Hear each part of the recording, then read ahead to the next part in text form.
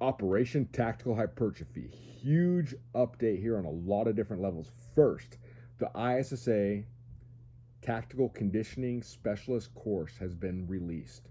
As you know, I worked with ISSA and I'm the author of this course, and I've also partnered with Tom to bring this course. Tom has been instrumental in helping me develop programs for tactical, for himself and tactical athletes for over 10 years, helping guinea pig this whole process, giving me good feedbacks, letting me know what his occupational demands were. And, before this got popular and more mainstream, I've always had a chance to work with Tom, and he's been a huge, valuable, couldn't have done it without him. So I'm honored to have him on board. So we are going to put a link at the bottom of this video, and this is how you can become a certified tactical conditioning specialist. And this is not just something we are doing, obviously we're bringing you the best information, but this is also accredited as through the #1 personal training certification in the world, ISSA. So not only are you getting the best information, you're getting a piece of paper that will help take your career to the next level. So we are very excited about that. We can call it tactical training, functional training, whatever you go. So to summarize, what exactly does ultimately a tactical athlete going to be? Because a great tactical athlete is definitely one of the greatest athletes on earth. A great tactical athlete is going to move like somebody 50 pounds lighter, speed wise, agility wise, have the conditioning of somebody 50 pounds lighter, but have the strength and power of somebody 50 pounds heavier.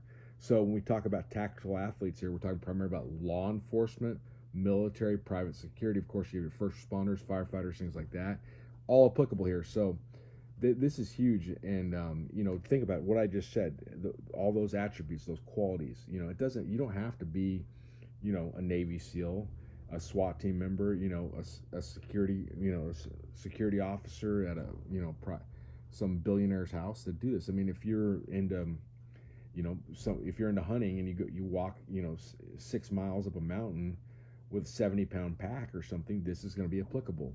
If you are just wanting to get in the best shape of your life, this is going to be applicable. I mean, we could call tactical pretty much functional, but so if you train to meet the occupational demands, that's functional training at its finest. So make sure to click on the link at the bottom of this video and check out the course. And we really appreciate the encouragement and support.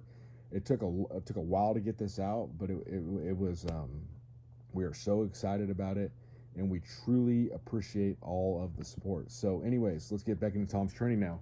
So as we've talked about before, the objective here is to get as athletic and explosive as possible.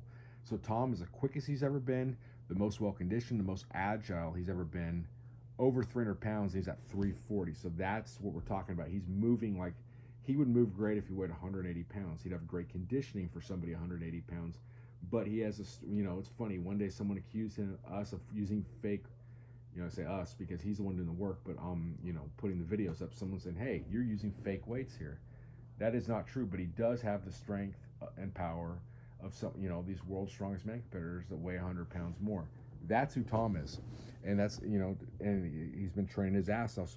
So anyways, right now to get to that, he's been eating 778 calories a day. So the macronutrient breakdown of that is he eats 1,106 grams of carbs a day. Tom eats 137 grams of fat a day and 404 grams of protein a day. So with how much he's training, how much muscle mass he has, as you know, he's slowly been dropping fat here. So after this phase, what we're going to do next is kick it up, and Tom's going into more of a bulking mode. We're going to get Tom to 380. And the objective there is that we're not going to have this extreme conditioning, but we're not going to make the conditioning a sacrificial lamb. We're going to keep the conditioning up. So it's what we call this, whatever you want to call it, block periodization, if you want to, type of thing. So we're focusing on different things, but remember, we're never letting that conditioning completely go. We're not going to have artificial, strength base where, Tom gets to 400 pounds and his strength's at an all-time high, but he's, getting winded walking up a flight of steps. We're going to keep that conditioning base in there. So let's talk about some of the stuff Tom did over the past week. Day one, got some good sprint works in. He got his sprints up to 33 yards and 30 meters. That's, doesn't seem real far, but when you're powerful like this, we have to be very careful to work up to that. again, you know, our periodization is more of a reverse periodization model. You know, start with very short distances and slowly, you know, inch that way up. He does that in the morning, comes back later that day, hits some dead squats, deadlifts. So here with the deadlift, Tom pulls a hell of a lot more with a semi-rounded back. You know, we know Tom can lift more, but for training purposes here, having him do flat back deadlifts.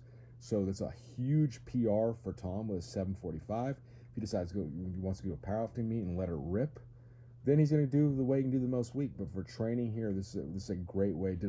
I did this exact same thing with Orlando Green.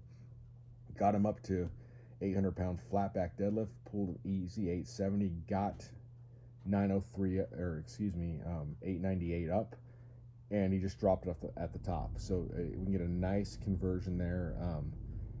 Yoke, huge weight hit this week. Hit 1,146 pounds. Tom carried a 120 pound sandbag, or we changed it to a keg because it's got so heavy. 408 pound keg, 110 feet, getting to some heavy bench pressing. And so Tom's been dealing with some tricep issues in the past. That has gotten better, you know, doing blood flow restricted pain, a lot of reps, things like that, getting some good blood flow in there. Got up to 440 for 3 reps. I mean, obviously that's not a world class, 456 for 3 reps. Not a world class bench press yet, but I mean, you think before it was like, you know, the bar could be an issue. I mean, done some great rehab there. So a huge win here. Hatfield's up to 820 pounds.